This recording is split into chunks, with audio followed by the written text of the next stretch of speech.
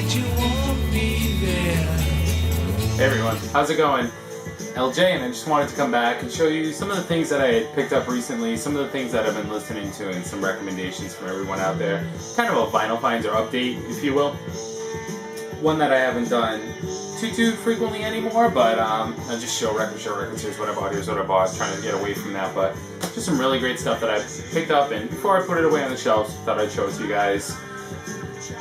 First, one I've had for a long time, but one I wanted to share with you guys. We've been talking about jazz a lot lately in the vinyl community, and I've just been listening to this over and over. This is Chuck Mangione live at the Hollywood Bowl, and Chuck is just brilliant. I think a lot of people are familiar with him, even if they think they're not, from some of his hits like Feel So Good and from the late 70s, early 80s. And what I really like about this one is this kind of just captures, this is a double LP set, and it captures Chuck really at the peak of his powers, packing an 18,000 seat amphitheater at the Hollywood Bowl, and there's just this great story that chronicles really the whole night, or actually a few days leading up to the concert itself, and it really just shows just how amazingly popular Chuck was at the time. And this is just absolutely brilliant, the way it plays as a live jazz recording from the late 70s. Highly recommended if you have any interest in jazz whatsoever. Just a great blend between 60s or 70s style jazz, kind of the light horns, and the early 80s smooth jazz. It kind of fits for me neatly right in between those two, and it's absolutely brilliant. Pick it up. Next, running through some of these, picked up a copy of Split Ends, Tim Finn's earlier band, Mental Notes, and this was just a fantastic record. I kind of filed this one away with early synth pop and new wave. I know it's not synth pop, but in with that same grouping, just an absolutely brilliant record from early Tim Finn stuff. Game Theory, Lolita Nation. Man, what an unbelievable double record set. I picked this up on vinyl when it came out in the late 80s, 87, and this is just a phenomenal album. A lot of people refer to this as just nothing but shit, really, just utter noise, a lot of weird instrumentation, and that's not my impression of it at all. I was reading some of the reviews on the internet that I could find recently about this LP, and I think they're all way off base. I think I put this on par with just great late 80s alternative, maybe Jesus and Mary Chain-ish type sound. I don't know, it's just my impression, but I've had this album for quite a long time, and I think it's just absolutely brilliant. Lots of great songs, lots of great instrumentation. Highly recommended. Gets a little expensive picking it up on the internet, but it's absolutely brilliant nonetheless.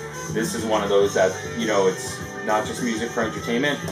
Had something to say and how they got it out, and it's just a lot more meaningful. So fantastic. Another one along the same lines, at least for me anyways, is World Party's Private Revolution. This was a recent pickup as well. I've been looking for this for quite a while. Again, late 80s. I don't want to mislabel this as new wave or synth pop, but maybe more alternative-ish. Really just great sounds, and kind of a one-man band, if you will, but sounds, vocal styling is very similar to a Mick Jagger. Certainly not the backing band or music, but again, one I highly recommend you go ahead and pick up or check out some audio clips online and see if it's for you. Fantastic record. Let's do these real quick. One I stumbled on, I've been looking for quite a while. You all know I'm a huge Duran Duran fan. Power Station, their debut LP. Robert Palmer, John Taylor, Andy Taylor from Duran Duran. Once Duran Duran split off, and one half went over here to form Arcadia, and the other half, Power Station. This is known for Some Like It Hot. Fantastic LP. Next one, Songs to Drink Chocolate Milk By. Tears for Fears, Songs from the Big Chair. An album that needs no introduction, just brilliant, early to mid 80s. I'm going to call it synth pop. That's kind of where I tend to stick Tears for Fears. Maybe they deserve that, maybe they don't, but Shout, Everybody Wants to Rule the World, and Head Over Heels, huge hits. Another early new wave synth pop-ish band I'm a huge fan of, and this is one of their releases I was missing, was Big Country's Peace in Our Time. Big Country's Career Suicide record. And this is Produced by Peter Wolf, who did quite a bit to strip back big country sound from a lot of those synthesizers and the Scottish sounds that they were so known for, and that I love.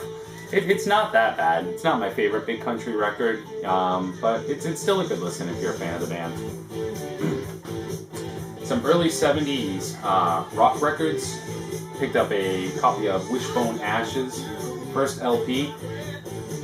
Very, very bluesy, blues boogie rock to some degree. I guess that's the best label for it if I had to. But this was just awesome, amazing. I absolutely loved this. And their second LP, Pilgrimage. I didn't have any experience with Wishbone Ash, but by the looks and from the period, it was not possible for me to leave them there. These weren't too much. This one has a little more relaxed and mellow feel than the first one. First one being more bluesy and rocky, or blues rock boogie-ish. This one's a little more calmer. And their third LP, I believe it's called Argus, is now shot way to the top of the list on things I'd like to pick up. But another brilliant LP, and God, with people writing on records, man, this one, To Billy, love Quicksilver. Quicksilver Messenger Service? I have no idea. Highly recommended, definitely pick it up. Last couple I have here. Oh, I'm so happy to find this and add this to my Neil Young collection. This is Neil Young and Crazy Horse Live Rust. Live recording, gatefold. I must have listened to this twice today, and this is just an absolutely brilliant live recording. I read a review online somewhere once that said, if you have no familiarity with Neil Young gets a lot of respect here in the vinyl community. Listen to Live Rust, and by the time you're done, you'll have both a thorough education on Neil Young, and your ears will be ringing. I think that's pretty accurate. It's just absolutely brilliant. I can't recommend this enough.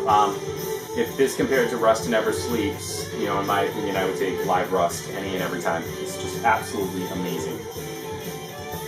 I also found something in the way of an upgrade copy for me, even though it's got a little bit of ring wear. Neil Young's Decade triple LP gatefold retrospective of Neil Young's first decade, as titled, on vinyl. And this is just a fantastic set. I have to say that it's got some earlier material and some later material as well, but Neil's just so brilliant that, I hate to use the phrase, but the guy could sing the phone book, right? So sometimes the songs, while it's a great retrospective and it works to pull out all of the great material from that first decade, the shifts can be a little difficult from the earlier Buffalo Springfield type stuff to his later stuff with Crazy Horse. But once the song starts going and you get into it, you're in. And then that next song, a little bit of a jar, right? It's shifting periods at that point in Neil's sound, but I was just so happy. The vinyl's fantastic, and my other one was just kind of scratched up.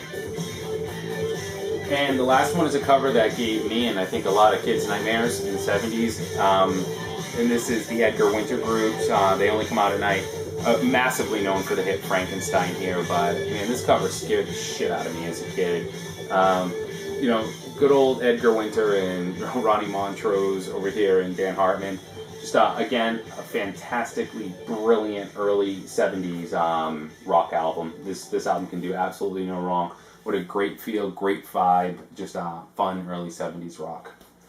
So those are the pickups I just wanted to share with you guys. Again, all of them highly recommended. Seek them out.